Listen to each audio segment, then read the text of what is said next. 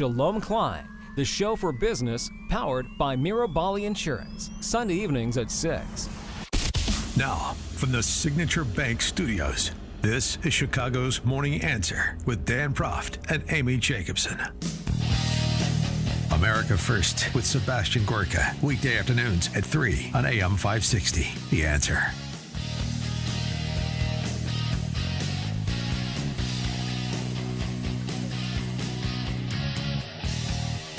Top of the morning, Dan and Amy. A lot of discussion in last night's Republican presidential debate about Israel. Earlier in the week, Israeli Prime Minister Benjamin Netanyahu did an interview with ABC News' David Muir, where he responded to the calls for ceasefire and humanitarian pauses, sort of euphemistic language for a ceasefire, the weaselly phrases used by an administration, I'm talking about the Biden administration, that's trying to middle the issue to keep warring coalition partners in check. Here's what Bibi said. The president himself has said that a ceasefire would be a surrender to Hamas. It would be a victory for Hamas, and you would no more have it than you would have a ceasefire after the Al-Qaeda bombings of the World Trade Center. Well, there will be no ceasefire, general ceasefire in Gaza without the release of our hostages. As far as tactical little pauses, an hour here, an hour there, we've had them before. I suppose we'll check the circumstances in order to enable goods, humanitarian goods to come in, or our hostages, individual hostages to leave. But I don't think there's going to be a general ceasefire. It's not that I don't think. I think it will hamper the war effort. It'll hamper our effort to get our hostages out, because the only thing that works on these criminals in Hamas is the military pressure that we're exerting. And he also talked a bit about what happens after, who governs Gaza. And here there is real daylight between what Bibi said and what Biden is saying. Those who don't want to continue the way of Hamas, it certainly is not, I think Israel will, for an indefinite period, will have the overall security responsibility, because we've seen what happens when we don't have it. When we don't have that security responsibility, what we have is the eruption of Hamas terror on a scale that we couldn't imagine. Do you have a warning to Iran, to Hezbollah? Yeah. For more on this, pleased to be joined by Stephen Bucci, served America for 3 decades as an Army Special Forces officer and top Pentagon official.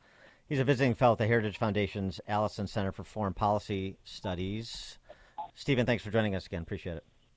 Oh, it's my pleasure. Thank you for having me back on the show. So, and do you have any issues with what Netanyahu said? Because on that last piece in particular, there is opposition, at least stated right now, stated opposition to the idea that Israel would have operational security control over Gaza for an indeterminate period of time until something less lethal could be constructed in terms of governance.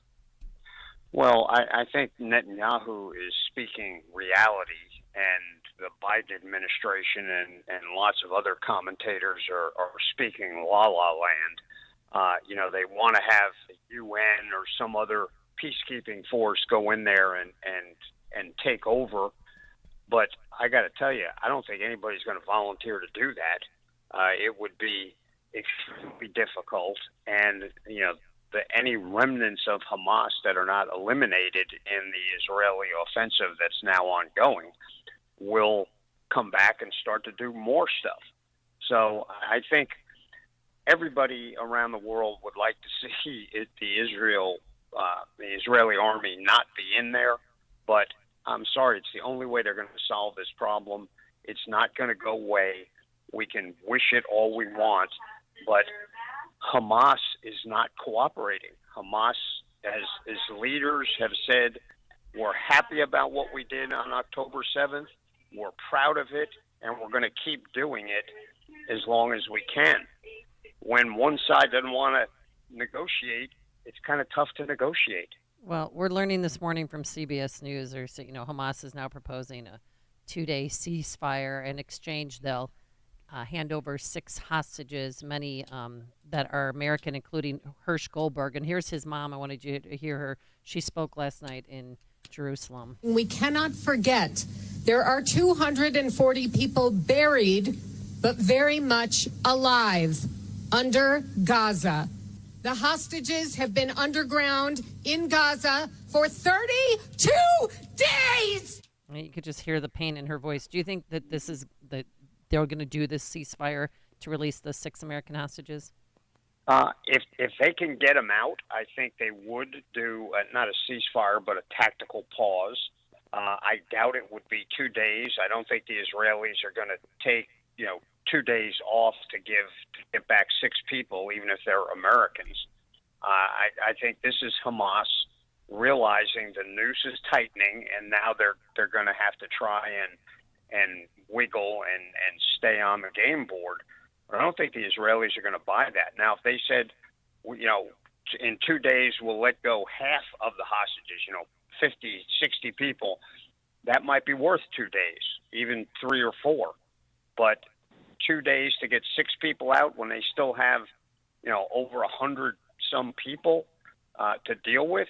No, I don't think Israel's going to buy it, and Biden can stomp his feet, and the protesters around the world can scream.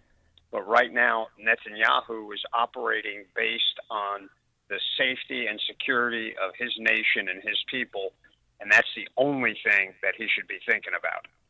I'm not saying that he has any other choice, as you sort of indicated, but there is this concern, strategic concern, from pro-Israeli experts, like former CIA official Nicholas Cass is one, who just says, "Look, but this is complicated. This is multi-dimensional chess, and so." The more that, with the help of Western media, the talk is of the civilian body count among Palestinians, and the more something that could happen with the busting up of this tunnel infrastructure that Hamas has. I think some 130 tunnels have been essentially blown up at this point. At least that's the reporting. But if hostages were to be killed in the effort to dismantle the tunnel system, that Israel starts to lose some of the support or middled support that it gets from Arab countries that they had over the last several years developed a rapprochement, and it provides opportunities for Russia and China to come in as the sympathetic ear, and you start to see like a larger destabilization of the region to the benefit of America's overarching enemies like Russia and China. Well, I would have a little disagreement with that analysis. Okay. Frankly, that the Arab world is either so tired of the Palestinians that they're just sitting on the sidelines and would, truth be told, would love Israel just to eliminate Hamas completely, and then they'd wring their hands for a while, and then they'd go back to dealing with the Israelis. The other parts of the Muslim world right now, Turkey, obviously Iran, and their allies, it doesn't matter what Israel does. Israel is still going to be the enemy. So we should not fool ourselves to think that if Israel negotiates with these characters who've done this horrific act and are still doing it now to their own people, that somehow, we're going to achieve a negotiated peace. I just say again, you can't negotiate with people who are not going to negotiate. The West has this idea that, well, that's not what Hamas really means. Certainly, if we, give them something, they'll cooperate with us, and that's delusional.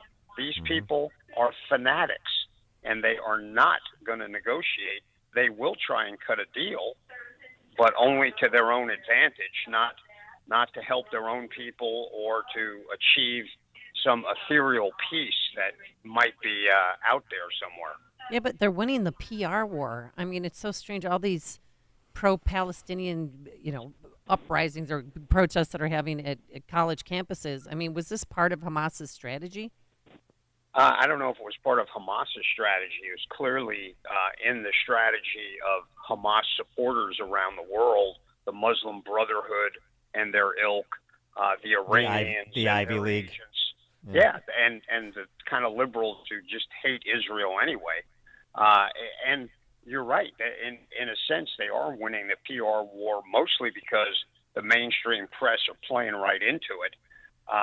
And the problem is, how do you not lose the PR war? I mean, Israel could stop shooting right now, pull out, and say they were sorry, and they're not going to win the PR war. So why bother? Just keep doing what you're doing. You know, it's like the UN. I mean, Israel gets condemned in the UN all the time, and Israel sits there and rolls their eyes and say, "Yeah, got it. We understand.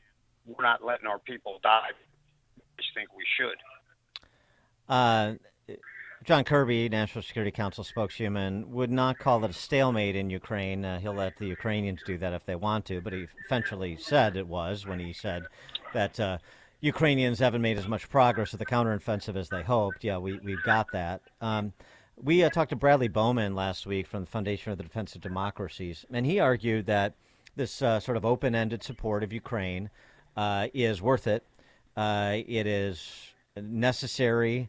It is an opportunity for America with respect to dealing these body blows to to Putin's military, and got into the geopolitical benefits that you know well, and you've heard the arguments.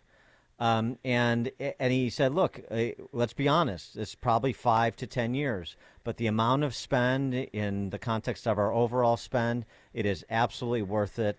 And he's not so worried about an accounting. I mean, he's not saying we should be profligate with our money, but he's not so worried about an accounting, which is sort of fairy tale stuff anyway, of how the money is spent by Zelensky and company. But hey, if we're in for 5 or 10 years, then it's worth it. And at least he's somebody saying, I'm in for the long haul, and we better be prepared to be in for the long haul. How do you react to that? Well, one part of me, wants to say, well, thank you for at least being honest about what you believe. I'm not sure it's sustainable for 5 or 10 years. I mean, that's the American people do have a limit as to what they're going to do, and we don't do well with long-term commitments like that, particularly when they're sort of over the top price-wise. I do agree that we should be supporting Ukraine right now, not necessarily because we want to cause body blows to Russia, though that'd be fine if it happened, but because we can't let Russia win, because that would fundamentally shift the entire international relations, world rules that then China and others would use as a precedent to take other action. So the cost down the road would be horrendous and frankly worse than what's costing now.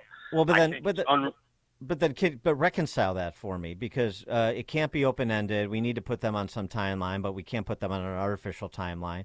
So how do we make an assessment? What metrics are we looking for to say 6 months, a year from now, we can't do this anymore, if at the same time that would mean that Russia rolls over the Ukrainians and into Kyiv? How do we make the call of when? Well, I don't think we can, because we don't know exactly what when is.